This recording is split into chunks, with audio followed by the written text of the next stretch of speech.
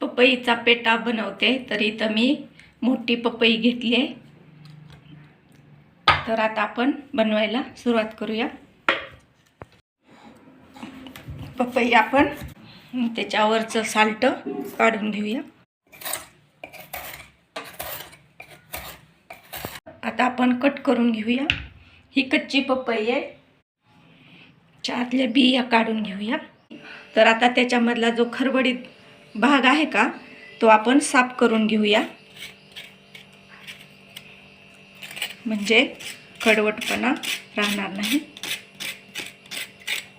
आता याचे छोटे छोटे तुकडे करूया. तुम्हाला मोठे पाहिजे असतील तर मोठे करू शकता.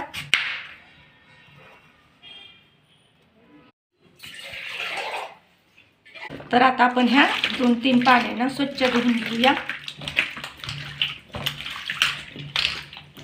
तर 1 चमचा घेतलाय. तर या फोडीला आता आपण होल करून घेऊया.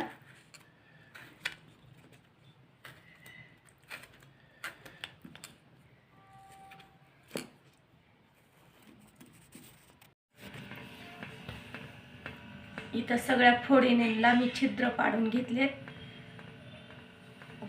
छिद्र याच्यासाठी पाडलेत की आपली बनवलेली चाचणी त्याच्या आतपर्यंत जाईल. इथं पाणी घेतलंय एका पातेल्यामध्ये, चुना घेतलाय. तर आपण चुना घालूया. 1 चमचा चुना टाकलाय. जास्त चुना पण नाही टाकत आहे मी. आणि इथं ह्या फोड्या टाकूया, घालून घेऊया. आता हे 5 तास फोडी मी ठेवून देणार आहे आणि परत बनवणार आहे. पपईच्या फोडी मी 5 तास चुन्याच्या पाण्यामध्ये ठेवल्या होत्या.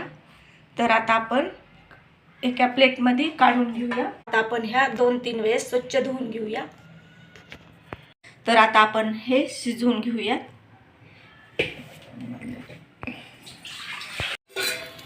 पाण्याला उकळी आली आता. तर आपण ह्या फोडी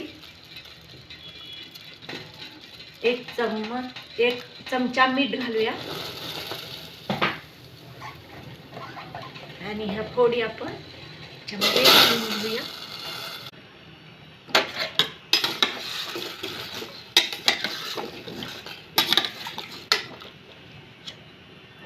हे अर्ध काचच शिजवून घ्यायचं, जास्त शिजवायचं नाही. बघा, ह्या फोडी मी शिजवून घेतल्या. तर ह्या फोडी शिजवण्यासाठी मला मीडियम गॅस ठेवला होता, तरी पण मला 15 मिनिटं लागलेत. ह्याच्यात कमी जास्त वेळ लागू शकतो, कारण तुमची पपई जर ताजी असेल तर जास्त 15 मिनिटं वेळ लागतो, कमी जास्त वेळ लागू शकतो. ह्या फोडी आता मी थंड पाण्याने 1 वेळेस धुवून घेणार आहे.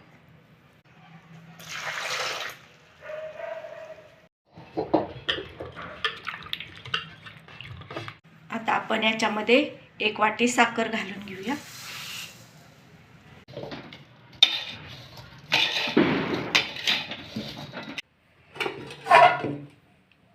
एक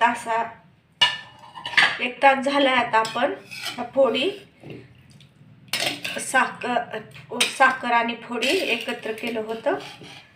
तर बघा कसं पाणी सुटले मस्त.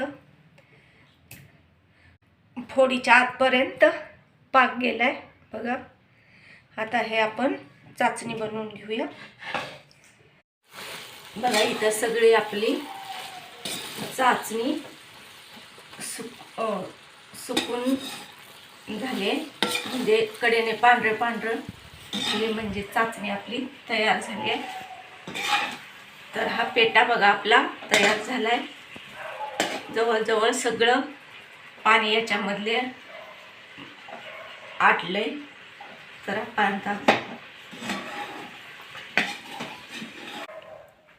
तर बघा, इथं कच्चा पपईचा पेटा आपला तयार झालाय.